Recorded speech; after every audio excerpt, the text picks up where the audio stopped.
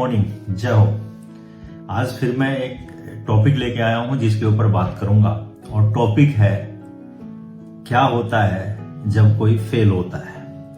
दोस्तों, आप सबने देखा होगा किसी भी इंडस्ट्री में, चाहे वो स्पोर्ट्स के इंडस्ट्री से बिलोंग करने वाले लोग हों, एक्टिंग के इंडस्ट्री से बिलोंग करने वाले लोग हों या एजुकेशन के फील्ड से बिलोंग करने वाले लोग हों, चाहे कोई स्टूडेंट हो, कोई कंपटीशन का तैयारी करने वाला कैंडिडेट हो, सब में एक कॉमन चीज आपको देखने को मिलेगा और वो है कि जब वो फेल हो जाते हैं तो उनका ये कहना कि इसमें सिस्टम ठीक नहीं था, सिस्टम को दोष देना।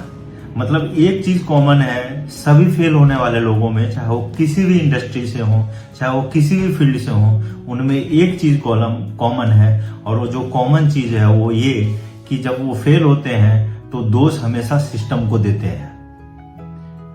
और यही चीज डायरेक्ट सेलिंग में भी होता है। डायरेक्ट सेलिंग में, नेटवर्क मार्केटिंग में भी जब कोई फेल हो जाता है तो यहाँ फेल होने का जो दोष है वो या तो अपने अपलाइन को देता है, या तो अपने डाउनलाइन को देता है, या तो सिस्टम को देता है, या तीनों को देता है। तो ये कोई बड़ी बात नहीं है, ये हमने एक्सपीरियंस किया है पिछले 10 साल में कि जब भी कोई डायरेक्ट सेलिंग में, नेटवर्किंग में फेल होता है तो कभी जिम्मेदारी खुद नहीं लेता है। वो जो फेल होने का जिम्मेदारी है वो या तो अपने अपलाइन को देता है, या डाउनलाइन को देता है, या सिस्टम को देता है। बोलेगा मेरा अपलाइन का सपोर्ट मुझे नहीं मिला इसलिए मैं फेल हो गया, मेरा डाउनलाइन काम नहीं किया, डाउनलाइन ढंग का नहीं मिला इसलिए मैं फेल हो गया।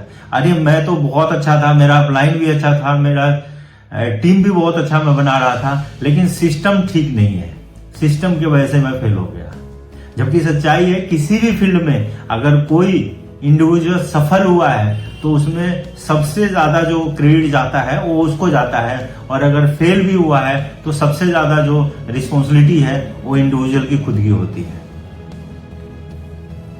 तो इस चीज को ध्यान देना जरूरी है। आपको भी अगर आपके टीम का कोई बंदा बोल रहा है कि सर आपने मुझे सपोर्ट नहीं किया इसलिए मैं फेल हो गया, या आपको ये बोल रहा है कि सर सिस्टम ठीक नहीं है इसलिए मैं फेल हो गया, तो सिस्टम सबके लिए एक जैसा होता है।